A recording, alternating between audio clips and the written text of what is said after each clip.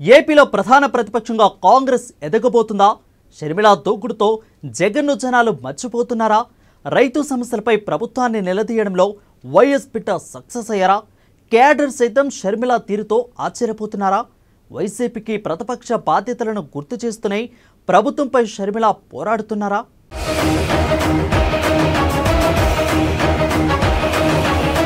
ఏపీలో ఉనికి చాటుకునేందుకు కాంగ్రెస్ ప్రయత్నం.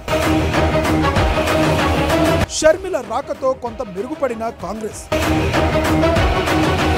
ప్రజా సమస్యలపై పోరాటంలో ముందున్న షర్మిల విపక్ష పాత్రను పోషించడంలో విఫలమైన వైసీపీకి ప్రత్యామ్నాయం కానున్న కాంగ్రెస్ జగన్ను ప్రజలు మర్చిపోయేలా చేస్తున్న షర్మిల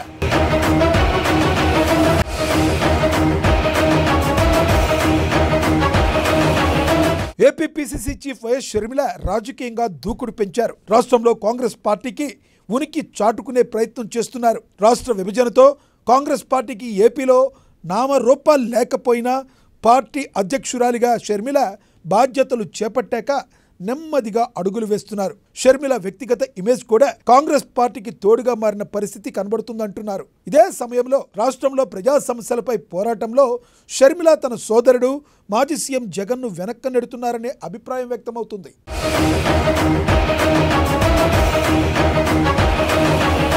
రాష్ట్రంలో 3 పార్టీల కూటమి ప్రభుత్వానికి వైసీపీయే ప్రధాన రాజకీయ ప్రత్యర్థి.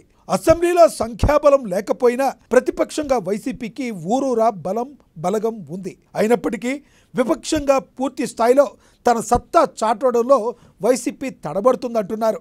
ఇదే సమయంలో కనీస బలం లేకపోయినా షర్మిల దూకుడుగా వ్యవహరిస్తూ కాంగ్రెస్ స్వరం వినిపించడంలో సక్సెస్ అవుతున్నారని అంటున్నారు. భవిష్యత్తులో వైసీపీకి తానే ప్రత్యామ్నాయం అన్న సంకేతాలు ఇస్తున్నారని అంటున్నారు.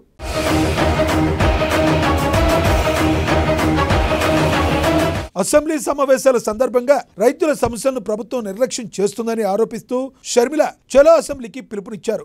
తానే స్వయంగా అసెంబ్లీ ముట్టడికి బలగాన్ని వేసుకుని బయలుదేరారు. అయితే పోలీసులు అడ్డుపడినప్పటికీ తన రాజకీయ ఉద్దేశాన్ని చాటుకోవడంలో షర్మిల సక్సెస్ అయ్యారు. ఆమె పిలుపునిచ్చిన చలో అసెంబ్లీకి మీడియాలో పెద్ద ఎత్తున కవరేజ్ రావడంతో రాష్ట్ర వ్యాప్తంగా షర్మిల పోరాటంపై చర్చ జరిగిందంటున్నారు.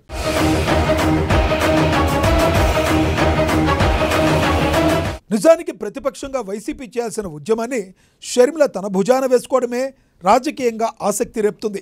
హోదా ఇవ్వనిదే అసెంబ్లీకి రామని మొండికేస్తున్న వైసీపీ రైతుల సమస్యపై సభ వెలుపల అయినా ధర్నా వంటి ఆందోళన కార్యక్రమాలు చేసి ప్రభుత్వాన్ని ఒత్తిడికి గురి చేసే అవకాశం ఉన్నప్పటికీ సద్వినియోగం చేసుకోలేకపోతుందన్న విమర్శలు వైసీపీ మూటగట్టుకుంటుందంటున్నారు. అయితే సభలో ఒక్క ఎమ్మెల్యే లేకపోయినా రాష్ట్రంలో పెద్దగా కేడర్ లేకపోయినా షర్మిల మాత్రం ప్రభుత్వంపై పోరాటానికి విమర్శలు చేయడానికి వెనక్కి మాత్రం తగ్గడం లేదని అంటున్నారు. దీనివల్ల ఆమెకు వ్యక్తిగతంగా మంచి ఇమేజ్ వస్తుందన్న అభిప్రాయం వ్యక్తమవుతుంది.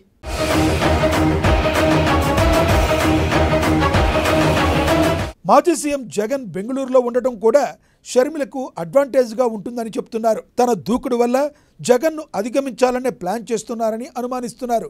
అందుకే గతంలో ఏ విషయంలోనైనా జగన్పై విమర్శలు చేసిన షర్మిల ప్రస్తుతం ఆయన జోలుకే వెళ్లడం లేదని, ప్రజలు జగన్నే మర్చిపోయే పరిస్థితిని తీసుకురావాలని షర్మిల పావులు కదుపుతున్నారని అంటున్నారు. నాయకురాలుగా తమ సమర్థతను చాటుకుంటూనే ఆటోమేటిక్గా క్యాడర్ బలపడుతుందని షర్మిల అభిప్రాయం చెందుతున్నారు. అందుకే విపక్ష నేతగా జగన్ విఫలమైన అంశాలను తాను తలకెత్తుకోవాలని షర్మిల డిసైడ్ అయినట్లుగా అందరూ అభిప్రాయపడుతున్నారు.